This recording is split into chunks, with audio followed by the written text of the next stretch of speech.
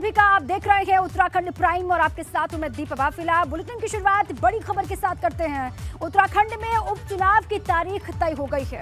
31 मई को होगा चंपावत में उपचुनाव। ये बड़ी जानकारी इस वक्त की है। उपचुनाव की तारीख आपके सामने है। 31 मई को चंपावत में उपचुनाव होगा। चंपावत से भाजपा प्रत्याशी है सीएम पुष्कर सिंह धामी। खबर यह भी है कि 3 जून को मतगणना भी हो जाएगी। आपको बता दें कि सीएम धामी के लिए चंपावत से भाजपा विधायक ने अपनी सीट छोड़ी है, जहां अब 31 मई को उपचुनाव होने वाला है।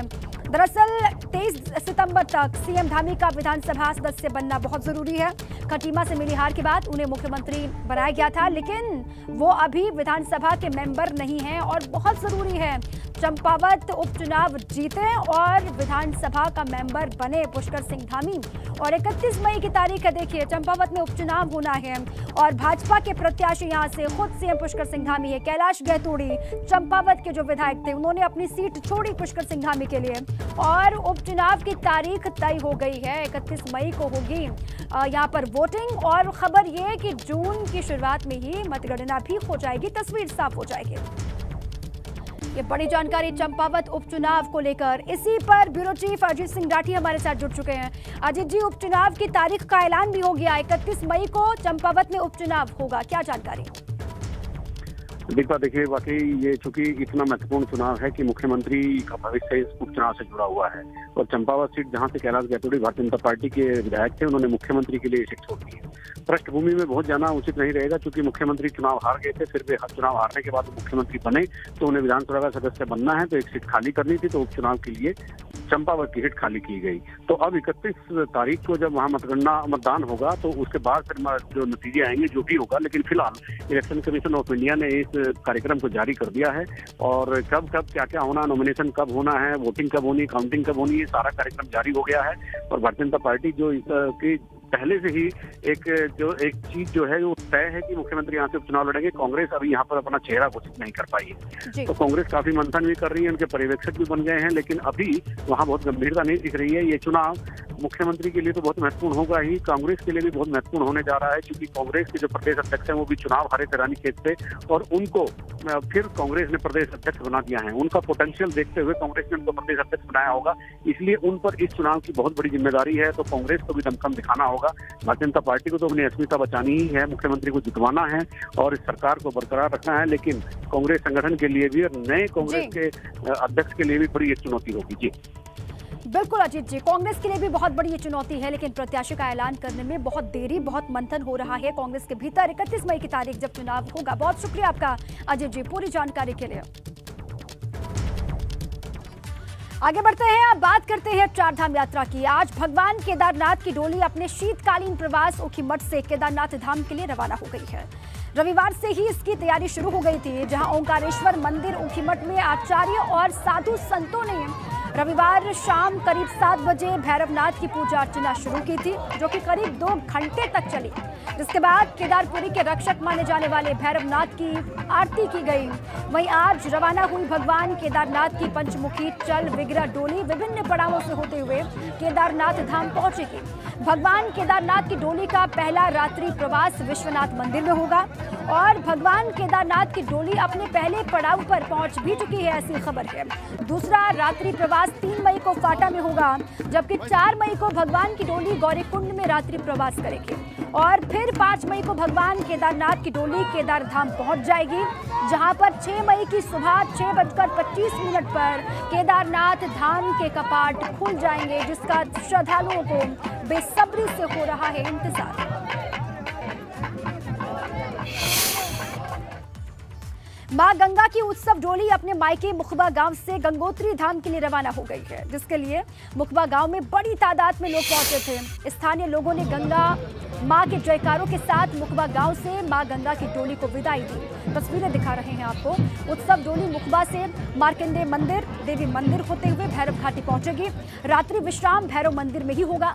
कल सुबह मां गंगा की डोली गंगोत्री धाम के लिए रवाना हो जाएगी और कल अक्षय तृतीया पर सुबह 11:15 बजे गंगोत्री धाम के कपाट खुलेंगे और इसके साथ ही चारधाम यात्रा की हो जाएगी शुरुआत।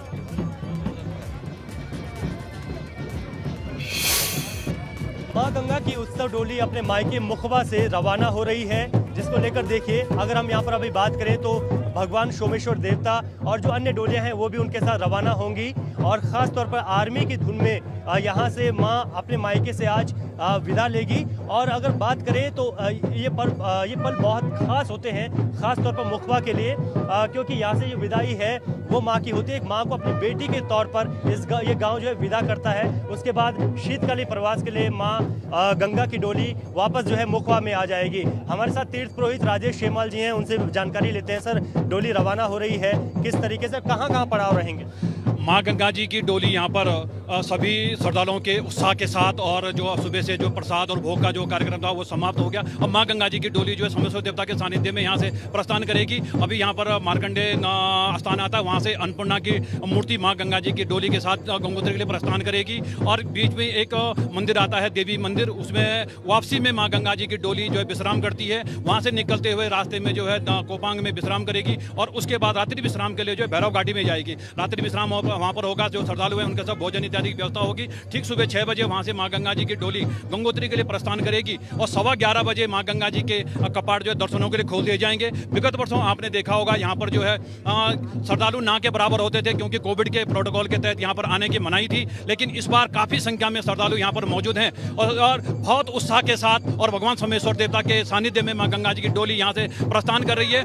ये गांव के लोग हैं जो माँ को की डोली के साथ जो है यहाँ से जितने पड़ाव से माँ की डोली जाएगी वहाँ पर जाएंगे। क्या नाम है आपका? मैं कहे ससुराल जा रही हमारी माँ है, ठीक है बात। ससुराल जा रहे आज गंगोत्री। देखिए कितने भावुक पल होते हैं, क्योंकि माँ को एक बेटी के तौर पर विदा करते हैं। करो बाबा, हमारी माँ है, हमारी बेटी है, हमारी अभी ससुराल जा रहे हैं। और इसी बीच देहरादून से बड़ी खबर है। मुख्यमंत्री पुष्कर सिंह धामी गंगोत्री धाम के कपाट खुलने के मौके पर मौजूद रहेंगे, ये बड़ी जानकारी है। सुबह गंगोत्री धाम के लिए रवाना होंगे सीएम पुष्कर सिंह धामी। गंगोत्री धाम में कपाट खुलने के बाद दोपहर में पहुंचेंगे जॉली ग्रांट एयरपोर्ट, ऐसी खबर है। बड़ी जानकारी आपके सामने देखिए, सुबह 11:15 बजे का वक्त है जब गंगोत्री धाम के खुलेंगे कपाट और इस खास मौके पर वहां पर मौजूद रहेंगे उत्तराखंड के मुख्यमंत्री पुष्कर सिंह धामी, ऐसी जानकारी मिल रही है। और उसके बाद गंगोत्री धाम के कपाट खुलने के बाद दोपहर में जॉली ग्रांट एयरपोर्ट पहुंचेंगे, ऐसी जानकारी है। बड़ी जानकारी इस वक्त देहरादून से है। मुख्यमंत्री पुष्कर सिंह धामी गंगोत्री धाम के कपाट खुलते वक्त वहां पर मौजूद रहेंगे।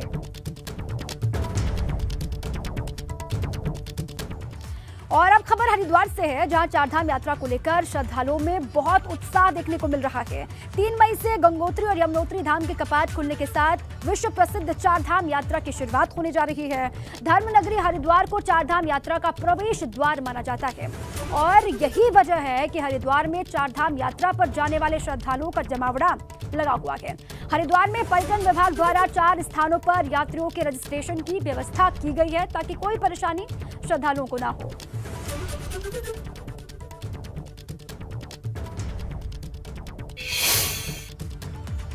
देहरादून में मुख्यमंत्री पुष्कर सिंह धामी ने सिग्मा हेल्थ केयर द्वारा चारधाम यात्रा मार्ग पर शुरू की जा रही स्वास्थ्य सुविधाओं का फ्लैग ऑफ किया। सुबह मुख्यमंत्री आवास पर आयोजित हुए कार्यक्रम में मुख्यमंत्री धामी ने कहा कि सरकार चारधाम यात्रा के सफल संचालन के लिए कटिबद्ध है। उन्होंने आगे कहा कि यात्रा मार्ग पर यात्रियों को बेहतर स्वास्थ्य सुविधाएं मिले, ऐसी कोशिश लगातार हो रही है। मुख्यमंत्री ने कहा कि सिग्मा हेल्थ केयर इस कार्य में सरकार को सहयोग करेगा। सिग्मा के अधिकारियों ने कहा कि यात्रा रूट पर सभी प्रकार की सुविधाएं दी जाएंगी और इस मौके पर स्वास्थ्य मंत्री डॉक्टर धन सिंह रावत भी यहां मौजूद रहे।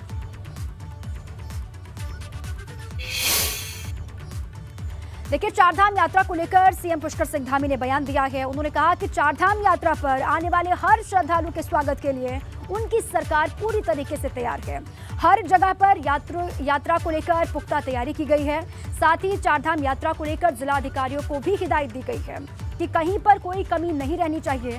सीएम धामी ने कहा कि उत्तराखंड की संस्कृति अतिथि देवो भव की रही है और इसी को ध्यान में रखकर यात्रा की शुरुआत की गई है। इस बार जो यात्रा है वो बहुत ऐतिहासिक होने वाली है और सभी जनों के सहयोग से, हमारे सभी देवी देवताओं के आशीर्वाद से यात्रा हमारी अच्छी होगी। उसके लिए हम लोग सब लोग लगे हुए हैं और साथ में हमारे साथ बहुत सारी सामाजिक संस्थाएं, समाज के लोग स्वयं भी लगे हुए हैं और हम सबका आह्वान भी कर रहे हैं, क्योंकि यात्रा इस बार पिछले 2 सालों के बाद हो रही है, तो यात्रा में संख्या ज़्यादा होनी है और ये हमारे लिए एक चुनौती भी है और चुनौती के साथ साथ अच्छा करने का अवसर भी है उत्तराखंड के पास। उत्तराखंड की सरकार या उत्तराखंड के लोग, सभी लोग मिलकर हम लोग अच्छा करेंगे। तो चारधाम यात्रा को लेकर सीएम पुष्कर सिंह धामी का बयान तो आपने सुना, लेकिन चारधाम यात्रा को लेकर प्रदेश कांग्रेस अध्यक्ष करण माहरा ने धामी सरकार पर निशाना साधा है। करण माहरा ने आरोप लगाया कि चारधाम यात्रा को लेकर पुख्ता तैयारी के जो दावे सरकार की ओर से किए जा रहे हैं वो हवाई साबित हो रहे हैं। उनका आरोप ये है कि यात्रा के रूट पर पीने के पानी की व्यवस्था तक नहीं की गई है, साथ ही पार्किंग के लिए भी पुख्ता इंतजाम नहीं किए गए हैं।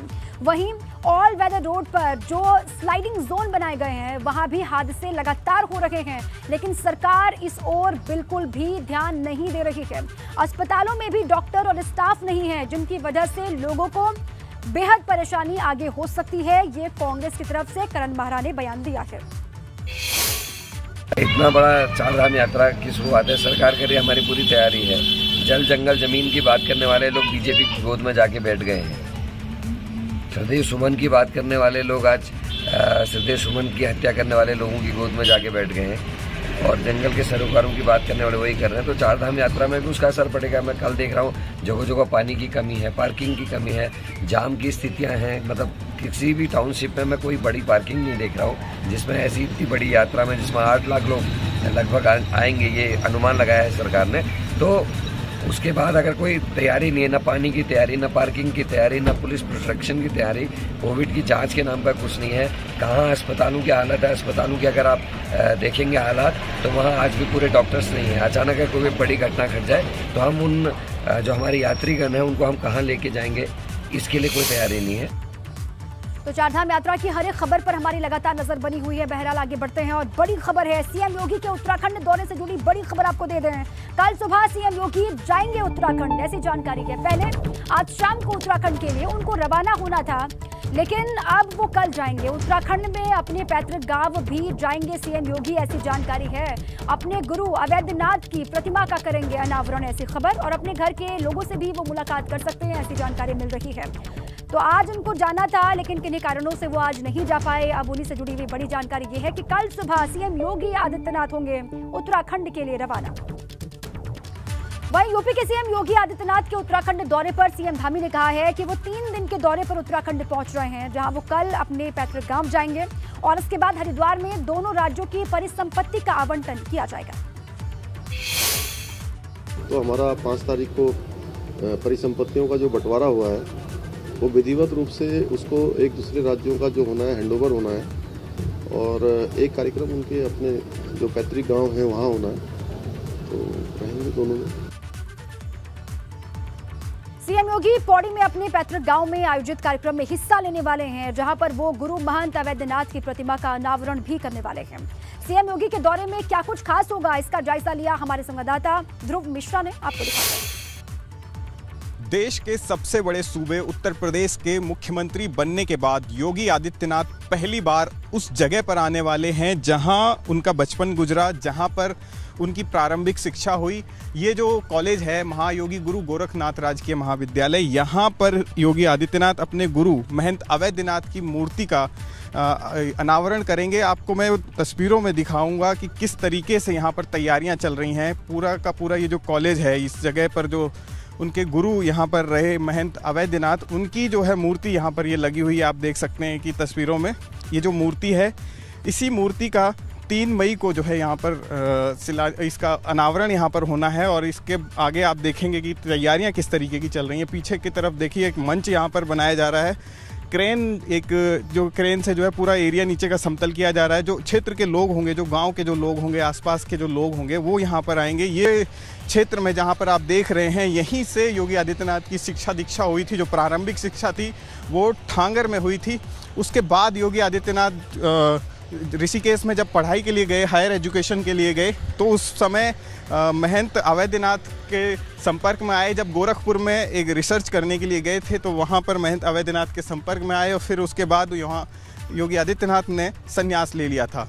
उसके बाद से गोरखपुर के सांसद बने, फिर यूपी के मुख्यमंत्री बने। अब पहली बार योगी आदित्यनाथ यहाँ पर अपने गाँव में आने वाले हैं। तैयारियाँ देखिए किस तरीके की चल रही हैं। 3 मई को यहाँ पर योगी आदित्यनाथ आएंगे। एक जो आसपास के लोग हैं जिनके साथ उनका बचपन गुजरा है, उन लोगों को संबोधित करेंगे, उन लोगों से मुखातिब होंगे और प्रोग्राम ये भी बताया जा रहा है कि उसके बाद अपनी माताजी से भी मिलने जाएंगे। के कलसिया गांव में सरकार ने खनन को पूरी तरीके से बंद कर दिया है। हालांकि पहले कलसिया गांव में खनन की इजाजत प्रशासन की ओर से दी गई थी, लेकिन सरकार के खनन पर रोक लगाने के बाद खनन पर पूरी तरीके से प्रतिबंध यहां पर लगा दिया गया है। इस बीच आसपास के लोगों ने जानकारी दी है कि रात में कुछ लोग गांव में अवैध खनन कर रहे हैं, जिसके बाद जिलाधिकारी के निर्देश पर खनन अधिकारी रवि नेगी, लक्सर के नायब तहसीलदार लेखपाल और पुलिस की टीम मौके पर पहुंची, जहां से इस टीम ने अवैध खनन करने वाली एक जेसीबी मशीन को अपने कब्जे में लिया है। साथ ही मौके पर मौजूद खनन स्टॉक को भी सील कर दिया गया है। में स्टॉक है हमारे पास कंपनी भंडारण के, जिनमें शिकायतें मिल रही थी कि ये नदी के बंदे से माल चोरी कर चला रहे हैं, रातों रात पुलिस में भेज दे रहे हैं। जिलाधिकारी महोदय के निर्देश प्राप्त थे कि इनमें अगर कोई अनियमितता पाई जाती तो तत्काल कार्रवाई करें। इसी क्रम में आज एसओ थाना खानपुर भी आए हैं, तहसीलदार साहब वहाँ आते हैं, तो हमने पाया है कि इनके यहाँ भंडारित जो माल है वो मटेरियल और जो इनके यहाँ इनके रिकॉर्डिंग स्तर पे देखा गया मटेरियल में अंतर है। इनके यहाँ जेसीबी पाई गई, इसको सीज कर दिया गया और अग्रिम आदेशों तक इसके भंडारण को भी सीज कर दिया गया।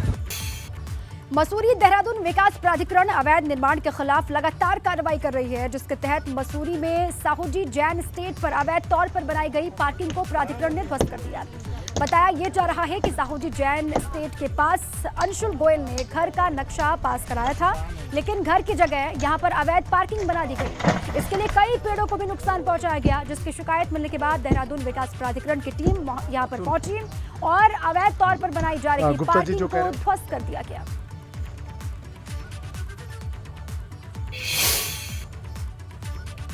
मसूरी में बालोगंज के सनातन मंदिर सभागार में स्वास्थ्य शिविर का आयोजन किया गया, जहां पर डॉक्टर्स ने आंख दांत से जुड़े रोगों का इलाज किया।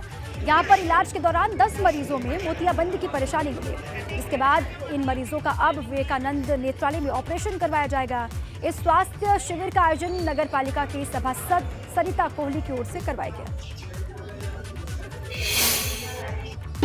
भाई साहब, आज ये कैंप हमने स्वास्थ्य शिविर लगाया, इसमें नेत्र चिकित्सक और दंत चिकित्सक और फिजिशियन भी बैठे हैं डॉक्टर साहब। और ये हमारे देहरादून विवेकानंद नेत्रालय के द्वारा जो सेक्रेटरी महाराज है, 2 समय से कोविड की वजह से बंद था हॉस्पिटल, तो उनसे रिक्वेस्ट करने पर उन्होंने अनुमति प्रदान की है। तो हर संडे को यहाँ पे स्वास्थ्य शिविर पहले की तरह ही सुचारू रूप से चालू किए जाएंगे और निःशुल्क दवाइयाँ भी वितरित की जाएगी। चारधाम यात्रा की शुरुआत कल से होने वाली है। उत्तराखंड की चारधाम यात्रा में चुनौतियां भी कम नहीं है, जहां पर मौसम के लिहाज के खतरे कभी कभी बड़े हो जाते हैं। ऐसे में हल्द्वानी के अमृतपुर में पीआरडी जवानों को ट्रेनिंग दी जा रही है। इस ट्रेनिंग के जरिए पीआरडी जवानों को कठिन चुनौतियों से निपटने में सक्षम बनाया जा रहा है। पीआरडी जवानों की ये ट्रेनिंग अमृतपुरी की बड़ी चोटियों और नदी के बीच मौजूद आपदा प्रबंधन साइट पर चल रही है, जहां पर करीब 27 पीआरडी के जवान प्रशिक्षण ले रहे हैं।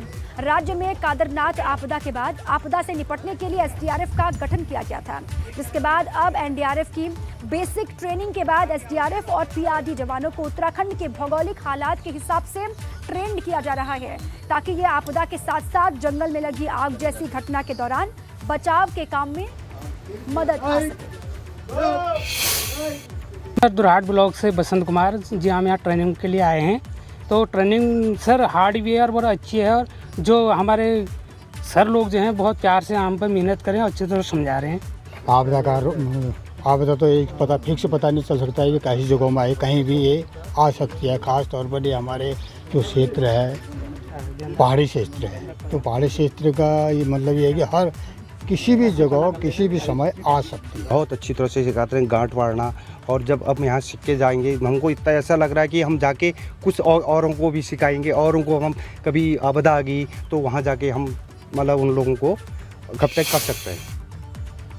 हल्द्वानी से खबर है। हल्द्वानी कोतवाली में एक पति और पत्नी का हाई वोल्टेज ड्रामा देखने को मिला, जहां पर एक युवक को उसकी पत्नी और सास ससुर ने पुलिस के सामने ही पीटना शुरू कर दिया। कोतवाली परिसर में हंगामा होने के बाद पुलिस ने बीच बचाव किया और फिर मामले को शांत कराकर दोनों पक्षों को घर वापस भेज दिया गया। दरअसल कोतवाली परिसर में महिला हेल्पलाइन के जरिए महिला ने अपने पति की शिकायत की थी, जिसके बाद पुलिस ने कोतवाली में उनकी काउंसलिंग की और फिर दोनों पक्षों से घर जाने के लिए कहा, लेकिन इसके बाद अचानक ही पति और पत्नी के बीच में वहीं पर झगड़ा हो गया। और महिला ने अपने माता पिता के साथ मिलकर पति पर लात घूंसों की बारिश शुरू कर दी। सीएम योगी पौड़ी में अपने पैतृक गांव में आयोजित कार्यक्रम में कल हिस्सा लेने वाले हैं, जहां पर वो गुरु महंत अवैधनाथ की प्रतिमा का अनावरण भी करेंगे। वहां पर खास इंतजामात चल रही हैं सीएम योगी के आगमन को लेकर। चलिए वहीं से हमारे सहयोगी विनोद कुमार जुड़ चुके हैं, सीधे उन्हीं के पास आपको ले चलते हैं। विनोद, किस तरीके से वहां पर सीएम के आगमन को लेकर तैयारियां चल रही हैं, वो जरा बताइएगा और तस्वीरें भी दिखाइएगा।